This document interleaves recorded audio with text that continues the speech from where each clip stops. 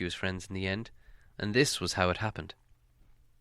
One day, nosing and wandering about, Bilbo discovered a very interesting thing. The great gates were not the only entrance to the caves. A stream flowed under part of the lowest regions of the palace and joined the forest river some way out to the east, beyond the steep slope out of which the main mouth opened. Where this underground watercourse came from, no one really knew. There was a rocky roof under the closed surface of the stream, and from it a portcullis could be dropped right to the bed of the river to prevent anyone from coming up or going that way. The portcullis was often open, for a good deal of traffic went out and in by the watergate. If anyone had come in that way, he would have found himself in a dark, rough tunnel leading deep into the heart of the hill. But at one point where it crossed under the caves, the roof had been cut away and covered with great oaken trapdoors. These opened upwards into the king's cellars. There stood barrels and barrels and barrels, for the Wood Elves, and especially their king, were very fond of wine, though no vines grew in those parts. The wine and other goods were brought from far away, from their kinsfolk in the south, or from the vineyards of men in distant lands.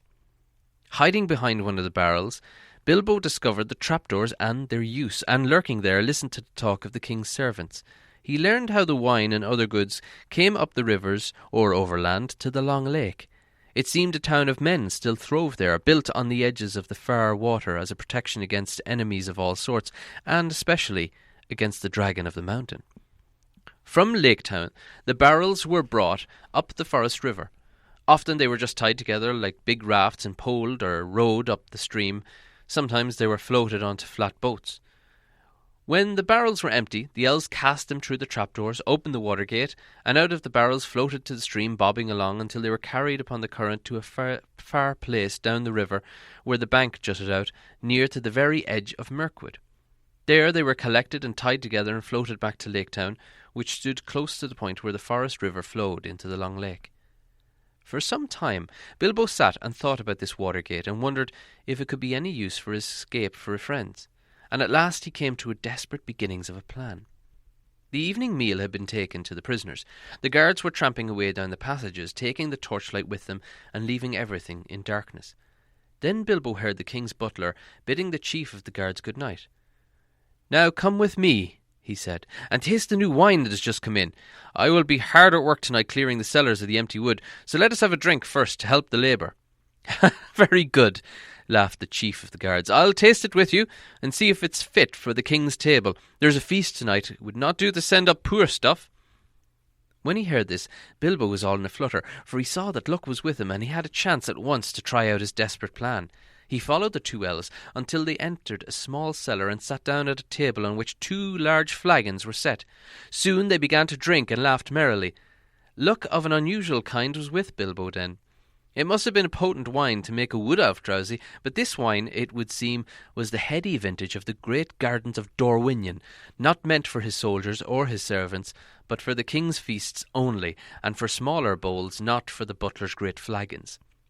Very soon the chief guard nodded his head, and then he laid it on the table and fell fast asleep. The butler went on talking and laughing to himself for a while without seeming to notice, but soon his head too nodded to the table and fell asleep, snoring beside his friend. Then in crept the Hobbit. Very soon the chief guard had no keys, but Bilbo was trotting as fast as he could along the passages towards the cells. The great punch seemed very heavy in his arms, and his heart was often in his mouth, in spite of his ring, for he could not prevent the keys from making every now and then a loud clink and clank, which put him in a tremble. First he unlocked Balin's door and locked it again carefully as soon as the dwarf was outside. Balin was most surprised, as you can imagine, but glad as he was to get out of his wearisome little stone room. He wanted to stop and ask questions, and know what Bilbo was doing, and know all about it, and see what was to be done. "No time now," said the Hobbit. "You just follow me. We must keep all together and not risk getting separated. All of us must escape at once, or none. This is our last chance. If this is found out, goodness knows where the king will put you next, with chains on your hands and feet too, I expect. Don't argue, there's a good fellow." Then off he went from door to door until the following had grown to 12. None of them any too nimble with that dark and long imprisonment. Bilbo's heart thumped every time one of them bumped into one another, or grunted and whispered in the darkness. "Drat this dwarfish racket," he said to himself. But all went well, and they met no guards. As a matter of fact, there was a great autumn feast in the woods that night in the halls above. Nearly all the king's folk were merrymaking. At last, after much blundering, they came to Thorin's dungeon, far down in a deep place, and fortunately not far from their cellars. "Upon my word," said Thorin when Bilbo whispered to him to come out and join his friends, "Gandalf spoke true, as usual. A pretty fine burglar you make, it seems, when the time comes. I'm sure we are all forever at your service, whatever happens after this. But what comes next?" Bilbo saw that the time had come to explain his idea as far as he could, but he did not feel at all sure how the dwarves would take it. His fears were quite justified, for they did not like it any bit, and started grumbling loudly in spite of their danger. "We shall be bruised and battered to pieces, and drowned too, for certain," they muttered. "We thought we had got some sensible notion when you managed to get hold of the keys. This is a mad idea." "Very well," said Bilbo, very downcast and rather annoyed. "Come along back to your nice cells, and I'll lock you all in again, and you can sit there comfortably and think of a better plan. But I don't suppose I shall ever get hold of the keys again, even if I incline to try again." That was too much for them, and they calmed down. In the end, of course, they had to do just what Bilbo suggested, because it was obviously impossible for them to try and find their way up into the upper halls, or to fight their way out of the guards that closed by magic gates, and it was no good grumbling in the passages until they were caught again. So, following the hobbit, down into the lowest cellars they crept. They passed a door through which the chief guard and the butler could be seen happily snoring with smiles upon their faces. The wine of Dorwinion brings deep and pleasant dreams. There would be a different expression on the face of the chief guard next day, even though Bilbo, before they went on, stole in and kindly put the keys back on his belt. "That will save him some trouble he is in for," said Mr. Baggins to himself. "He wasn't a bad fellow, and quite decent to the prisoners. It will puzzle them all too. They'll think we had a very strong magic to pass through all those locked doors and disappear. Disappear? Anyway, we've got to get busy. Very quick. What if that's to happen? To disappear?" Balin was told to watch the guard and the butler, and give warning if they stirred. The rest went into the adjoining cellar with the trapdoors. There was little time to lose. Before long, as Bilbo knew, some of the elves were under orders to come down and help the butler get the empty barrels through the doors and into the stream. These were, in fact, already standing in rows in the middle of the floor, waiting to be pushed off. Some of them were wine barrels, and these were not much use, as they could not easily be opened at the end without a great deal of noise, nor could they easily be secured again. But among them were several others which had been used for bringing other stuffs, butter, apples, all sorts of things, to the king's palace. They soon found 13 with room enough for a dwarf in each. In fact, some were too roomy, and as they climbed in, the dwarves thought anxiously of the shaking and bumping they would get inside, though Bilbo did his best to find straw and other stuff to pack them as cosily as he could manage in a short time. At last 12 dwarves were stowed. Thorin had given a lot of trouble, and turned and twisted in his tub and grumbled like a large dog in a small kennel, while Balin, who came last, made a great fuss about his air holes and said he was stifling even before the lid was on. Bilbo had done what he would do to close the holes in the sides of the barrel, and to fix all in the lids as safely as they managed, and now he was left alone again, running around, putting the finishing touches on the packing, and hoping against hope that his plan would come off. It had not been done a bit too soon. Only a minute or two after Balin's lid had been fitted on, there came a sound of voices and a flicker of lights. A number of elves came laughing and talking into the cellars and singing snatches of song. They had left a merry feast in one of the halls and were bent on returning as soon as they could. "Where's old Gallion, the butler?" said one. "I haven't seen him at the tables tonight. He ought to be up here to show us what's to be done." "I shall be angry if the slow coach is late," said another. "I have no wish to waste time down here while the song is up." "Ha ha!" came a cry. "There's the old villain with his head on a jug. He's been having a little feast all to himself, and his friend the captain." "Shake him! Wake him!" shouted the others impatiently. Gallion was not at all pleased at being shaken or wakened, and still less at being laughed at. "You're all late," he grumbled. "Here I am waiting and waiting down here, while you fellows drink and make merry and forget your tasks. Small wonder if I fall asleep from weariness." "Small wonder," they said, "when the explanation stands close at hand in a jug. Come, give us a taste of your sleeping draught before we fall to. No need to wake the turnkey yonder. He's had his share of it by the looks of it." Then they drank one round and became mighty merry all of a sudden, but they did not quite lose their wits. "Save us, Gallion," cried some. "You began your feasting early and muddled your wits. You have stacked some full casks here instead of empty ones, if there's anything in weight."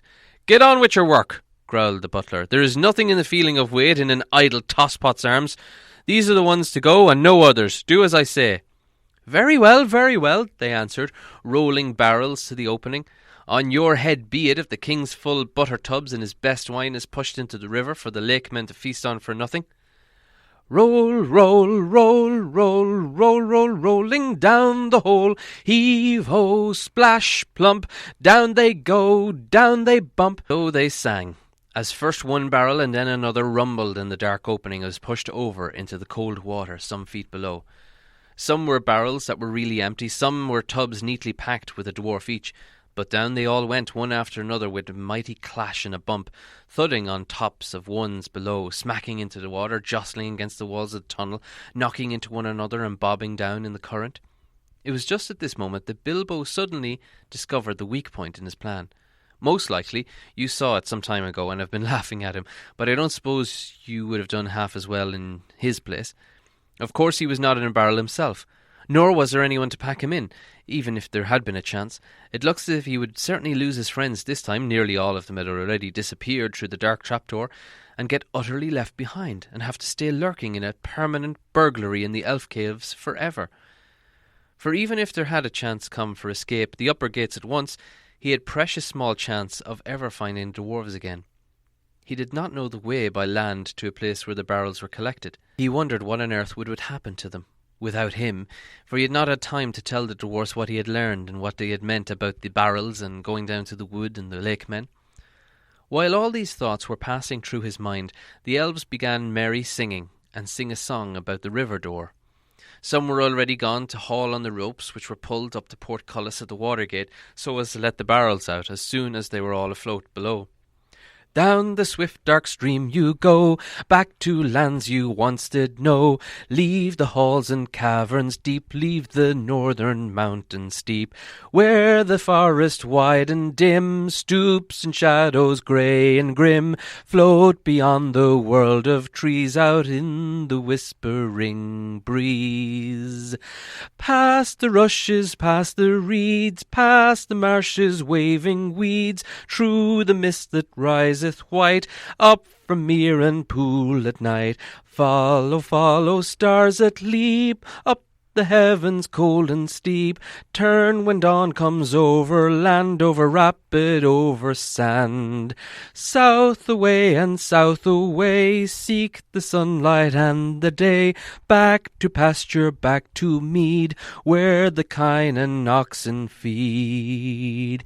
Back to gardens on the hills, where merry berry swells and fills, under sunlight, under day. South away and south away, down the swift dark stream you go, back to lands that you once did know. The very last barrel was being rolled to the doors. In despair, not knowing what else to do, poor little Bilbo caught hold of it and was pushed over the edge with it. Down into the water he fell, splash, into the cold dark water with the barrel on top of him. He came up again, spluttering and clinging to the wood like a rat, but for all his efforts he could not scramble on top. Every time he tried, the barrel rolled round and ducked from under him. It was really empty and floated like cork. Though his ears were full of water, he could hear the elves still singing in the cellar above. Then suddenly the trapdoors fell in with a boom, and the voices faded away. He was in the dark tunnel, floating in icy water, all alone, for you cannot count friends that are all packed up in barrels. Very soon a grey patch came in the darkness ahead. He heard the creak of the water gates being hauled up, and he found that he was in the middle of bobbing and bumping mass of casks and tubs, all pressed together to pass under the arch and get into the open stream. He had about as much as he could do to prevent himself from being hustled and battered up in bits, but at last the jostling crowd began to break up and swing off, one by one, under the stony arch and away. Then he saw that it would not have been any good if he had managed to get astride his barrel, for there was no room to spare, not even for Hobbit, between its top and sudden stooping roof where the gate was. Out they went under the overhanging branches of the trees on either bank. Bilbo wondered what the dwarfs were feeling, and whether a lot of water was getting into their tubs. Some of those that bobbed along by him in the gloom seemed pretty low in the water, and he guessed these were the ones that had dwarves inside. I do hope I put the lids on tight enough, he thought, but before long he was worrying too much about himself to remember the dwarves.